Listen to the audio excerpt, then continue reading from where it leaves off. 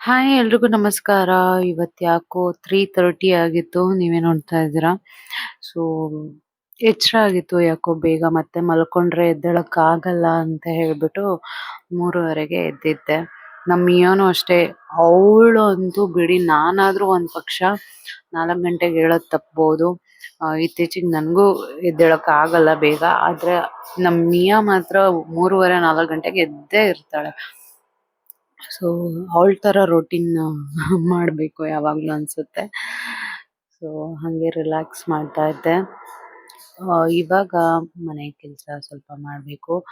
But ಯಾಕೋ ನಂಗೆ ಇತ್ತೀಚೆಗೆ 4 o'clockಗೆ ಏಳಕ್ ಆಗ್ತಾ ಇಲ್ಲ. ಒಂದ್ 5:30 ಒಂದೊಂದ್ಸರಿ 6 o'clock ಹಂಗೆ ರೊಟೀನ್ ಸ್ವಲ್ಪ ಚೇಂಜಸ್ ಆಗಿದೆ. ಸೊ ಒಂದೊಂದ್ಸರಿ ಬೇಗ ಎಚ್ಚರಾದಾಗ ಈ ತರ 3:30ಗೆ ಎದ್ದು ಬಿಡ್ತೀನಿ. ಯಾಕೆಂದ್ರೆ ಮತ್ತೆ ಮಲಗಿದ್ರೆ ಎದ್ದೇಳಕ್ ಆಗಲ್ಲ. ಸೊ ಹಂಗಾಗಿ ಈಗ ಮನೆ ಕೆಲಸ ಎಲ್ಲ ಮಾಡ್ಕೊಂಡು ಪೂಜೆನ ಮಾಡ್ಬೇಕು. ಸೊ ಎವ್ರಿ ಡೇ ಎಲ್ರು ಕೇಳ್ತಾ ಇರ್ತೀರಾ ಸ್ಕಿನ್ ಕೇರ್ ತೋರಿಸಿ, ಲಿಪ್ ಕೇರ್ ಇದ್ರೆ ಹೇಳಿ ಹಾಗೆ ಹೀಗೆ ಅಂತ. ಎಸ್, ನೀವು ಈ ವಿಡಿಯೋ ಮಾಡೋ ಬದಲು ಅದೇ ವಿಡಿಯೋ ಮಾಡ್ಬೋದಿತ್ತು ಅಂತ ಖಂಡಿತವಾಗ್ಲು. ಸೊ ನಿಮ್ಗೆಲ್ರಿಗೂ ಒಂದು ಸರ್ಪ್ರೈಸ್ ಇದೆ.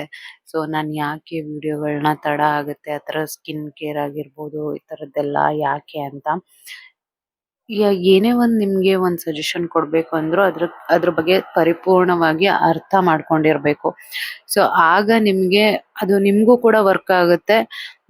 ನಾನ್ ಹೇಳಿದ್ದಕ್ಕೂ ಅದಕ್ಕೊಂದು ಸಾರ್ಥಕತೆ ಸಿಗುತ್ತೆ. ಸೊ ಹಾಗಾಗಿ ಖಂಡಿತ ಮುಂದಿನ ದಿನಗಳಲ್ಲಿ ನಿಮ್ಗೆಲ್ರಿಗೂ ಒಂದೊಂದು ಒಳ್ಳೆ ಬೆಸ್ಟ್ ಪ್ರಾಡಕ್ಟ್‌ಗಳಾಗಿರ್ಬೋದು, ಬೆಸ್ಟ್ ಟಿಪ್ಸ್‌ಗಳಾಗಿರ್ಬೋದು ನಮ್ಮ ವಿಡಿಯೋ ಮೂಲಕ ಬಂದೇ ಬರುತ್ತೆ. ಆ ಏನ್ ಹೇಳೋದು, ಎಲ್ಲದಕ್ಕಿಂತ ಪ್ರೊಡಕ್ಟಿವ್ ಆಗಿ ಯೋಚನೆ ಮಾಡೋದಕ್ಕಿಂತ ಎಲ್ರು ಒಂದು ಒಳ್ಳೆ ಲೈಫ್ ಸ್ಟೈಲ್‌ನ ರೂಢಿಸ್ಕೊಳ್ಬೇಕು. ಈವನ್ ಇನ್ಕ್ಲೂಡಿಂಗ್ ನನ್ನನ್ನು ಸೇರ್ಸೇ ಹೇಳ್ತಾ ಇರೋದು. ನಾನೇನ್ ದೊಡ್ಡ ಇದೇನಲ್ಲ. ಬಿಕಾಸ್ ನಾನು ಒಂದೊಂದ್ಸರಿ ರೋಟೀನ್ ಮಾಡೋದಕ್ಕೆ ಆಗಲ್ಲ.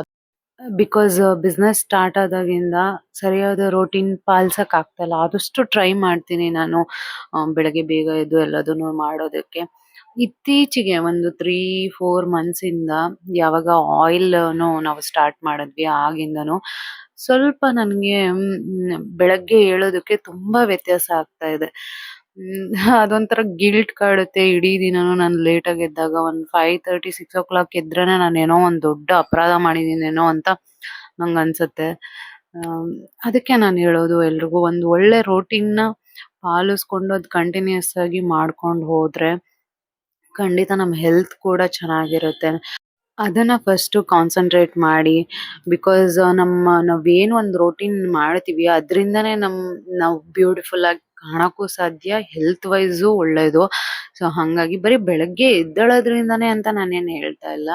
ಬೆಳಗ್ಗೆ ಎದ್ದೇಳೋದ್ರಿಂದ ಹಿಡ್ದು ಒಳ್ಳೆ ಫುಡ್ಡು ಎಲ್ಲಾನು ನೀಟಾಗಿ ಮೇಂಟೈನ್ ಮಾಡ್ಬೇಕು ಅಂತ ನಾನು ಹೇಳ್ತೀನಿ. ಸೊ ಇಲ್ಲಿ ನೋಡಿ, ನಾನು ವಾರಕ್ಕೆ 2 ಸರಿ ಈ ತರ ಮೆಂತೆನ ನೆನೆಸ್ಕೊಂಡು ತಿಂತೀನಿ. ಒಂದೇ ಸ್ಪೂನ್ ಅದು.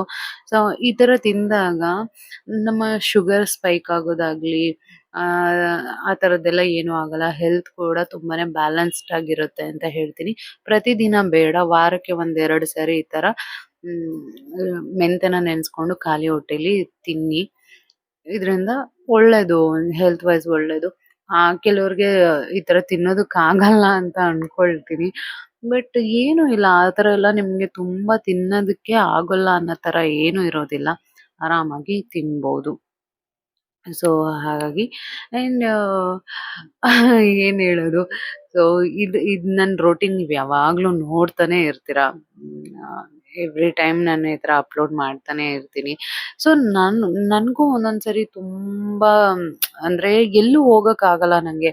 ಈ ಬಿಸ್ನೆಸ್ ಇದೆಲ್ಲ ಮಾಡ್ಕೊಂಡು ಹೊರಗಡೆ ಆಗ್ಲಿ ಒಂದ್ ಸ್ವಲ್ಪ ಟೈಮ್ ಸ್ಪೆಂಡ್ ಮಾಡೋದಕ್ಕೆ ಹೋಗೋದು ತುಂಬಾ ಕಷ್ಟ. ಈವನ್ ನನ್ನ ನೇಟಿವ್ ನನ್ನ ಪ್ರಾಪರ್ ದಾವಣಗೆರೆಗೆ ಹೋಗಿ ಒಂದು 2 ಇಯರ್ಸ್ ಆಯ್ತು. 2 ಇಯರ್ಸ್ ಒನ್ಸ್ ಹೋಗ್ತೀನಿ. ಅದು ನಮ್ ಜಾತ್ರೆ ಇರುತ್ತೆ, ದುರ್ಗಮ್ಮನ ಜಾತ್ರೆ, ದುರ್ಗಾಂಬಿಕಾ ಜಾತ್ರೆ.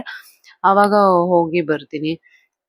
ಹಿಂಗೆ ನೇಟಿವ್‌ಗೆ ಹೋಗೋದಕ್ಕೆ ನಂಗೆ 2 ಇಯರ್ಸ್ ತಗೊಳ್ತೀನಿ ಹೋಗ್ ಬರೋದಕ್ಕೆ. ಯಾಕೆಂದ್ರೆ ಇಲ್ಲೆಲ್ಲ ಬಿಟ್ಟು ಹೋಗಕ್ಕಾಗಲ್ಲ ಕೆಲ್ಸಗಳು. ಹಾಗಾಗಿ ಎಲ್ಲೋ ಒಂದ್ ಕಡೆ ಟೈಮ್ ಸ್ಪೆಂಡ್ ಮಾಡೋದಕ್ಕೂ ತುಂಬಾ ಯೋಚನೆ ಮಾಡಿ, ಒನ್ ಡೇ ಟೈಮ್ ಸ್ಪೆಂಡ್ ಮಾಡೋದಕ್ಕೂ ತುಂಬಾ ಯೋಚನೆ ಮಾಡಿ ಹೋಗ್ಬೇಕಾಗತ್ತೆ. ಹೊರಗಡೆ ಎಲ್ಲಾದ್ರೂ ಟೈಮ್ ಸ್ಪೆಂಡ್ ಮಾಡಕ್ ಹೋಗೋದಕ್ಕೆ. ಎಲ್ಲೂ ಹೋಗಕ್ಕಾಗ್ತಿಲ್ಲ. ಹಂಗಾಗಿ ಒಂಥರ ಮೈಂಡ್ ಸೆಟ್, ರೋಟೀನ್ ಎಲ್ಲ ಚೇಂಜ್ ಆಗೋದ್ರಿಂದ ಒಂಥರ ಡಿಸ್ಟರ್ಬ್ ಅಂತ ಅನ್ಸುತ್ತೆ. ಸೊ ಹಂಗೆ ಹಂಗಾದ್ರೂನು ಎಲ್ಲ ಲೈಫಲ್ಲಿ ಅಪ್ ಅಂಡ್ ಡೌನ್ಸ್ ಇದ್ದೇ ಇರುತ್ತೆ. ಅದೆಲ್ಲ ಆದ್ರೂನು ಸ್ವಲ್ಪ ಚೇಂಜಸ್ ಮಾಡ್ಕೊಂಡು ನಾವು ಮತ್ತೆ ಕಂಟಿನ್ಯೂ ಮಾಡ್ಬೇಕು.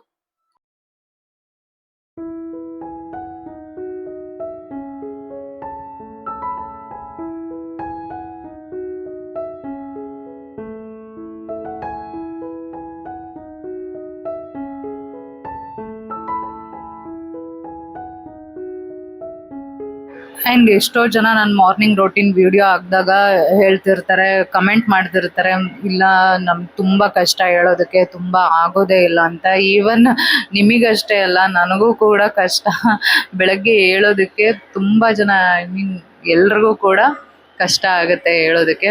ಬಟ್ ಪ್ರಯತ್ನ ಪಟ್ರೆ ಖಂಡಿತ ನಾವು ಅದೊಂದು ತಪಸ್ಸು, ಬೆಳಗ್ಗೆ ಬೇಗ ಎದ್ದೇಳೋದು.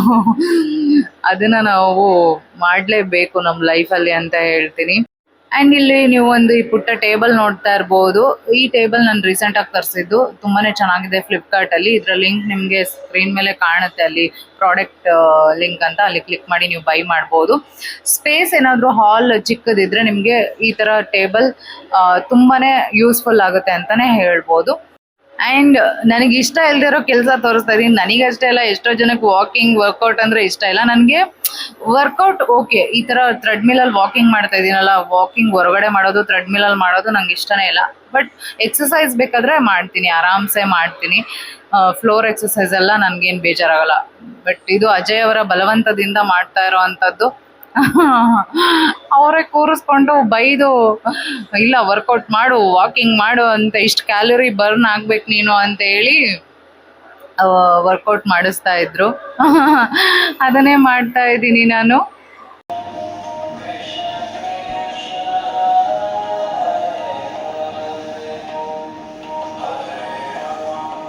ಸೊ ನೋಡಿದ್ರಲ್ಲ, ಹರೇ ಕೃಷ್ಣ ಮಂತ್ರ ಅದು ಎವ್ರಿ ಡೇ ಪ್ಲೇ ಆಗ್ತಾನೆ ಇರುತ್ತೆ ಮನೇಲೂ ಕೂಡ, ವರ್ಕೌಟ್ ಮಾಡೋವಾಗ್ಲೂ ಕೂಡ.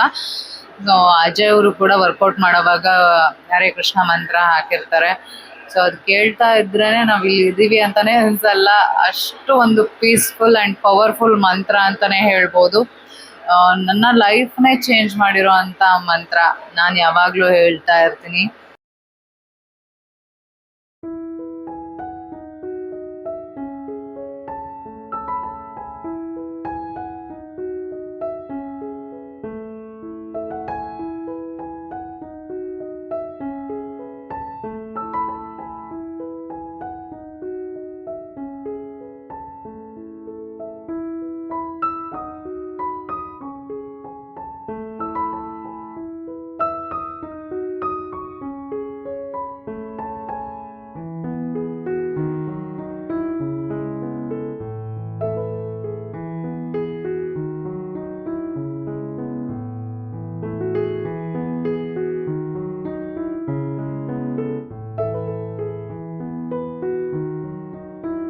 ಅಂಡ್ ಇಲ್ಲಿ ನೋಡ್ತಾ ಇದ್ದೀರಾ ಅನ್ನಪೂರ್ಣೇಶ್ವರಿ ಅವರ ವಿಗ್ರಹ. ನನಗೆ ಮನೇನ ಈ ತರ ಡಿವೋಷನಲ್ ಆಗಿ ಇಟ್ಕೊಳ್ಳೋದು ಅಂದ್ರೆ ತುಂಬಾ ಇಷ್ಟ. ಟ್ರೆಡಿಷನಲ್ ಆಗಿರ್ಬೇಕು, ಎಷ್ಟು ಟ್ರೆಡಿಷನಲ್ ಆಗಿರುತ್ತೋ ಅಷ್ಟು ಪೀಸ್ಫುಲ್ ಆಗಿರುತ್ತೆ ಅಂತಾನೆ ಹೇಳ್ಬೋದು. ಅಂಡ್ ಫೇಸ್ ನೋಡಿ ಅನ್ನಪೂರ್ಣೇಶ್ವರಿ ಅವ್ರದ್ದು ಎಷ್ಟು ಸ್ಮೈಲಿಂಗ್ ಆಗಿದೆ ಅಲ್ವಾ. ನಂಗಂತೂ ತುಂಬಾ ಖುಷಿ ಈ ತರ ಎಲ್ಲ ಇಟ್ಕೊಳ್ಳೋದಕ್ಕೆ. ಅಂಡ್ ಇದನ್ನ ನಾನು ಅನ್ನಪೂರ್ಣೇಶ್ವರಿ ಅವರ ವಿಗ್ರಹ ತಗೊಂಡು ಚಿಕ್ಕಪೇಟೆಯಲ್ಲಿ ಏನೋ ತಗೊಳಕ್ ಹೋಗಿ ನಂಗೆ ಸಿಕ್ಕಿದಂತಹ ವಿಗ್ರಹ. ಹೇಗಿತ್ತು ಅಂತ ಕಮೆಂಟ್ ಮಾಡಿ ತಿಳಿಸಿ.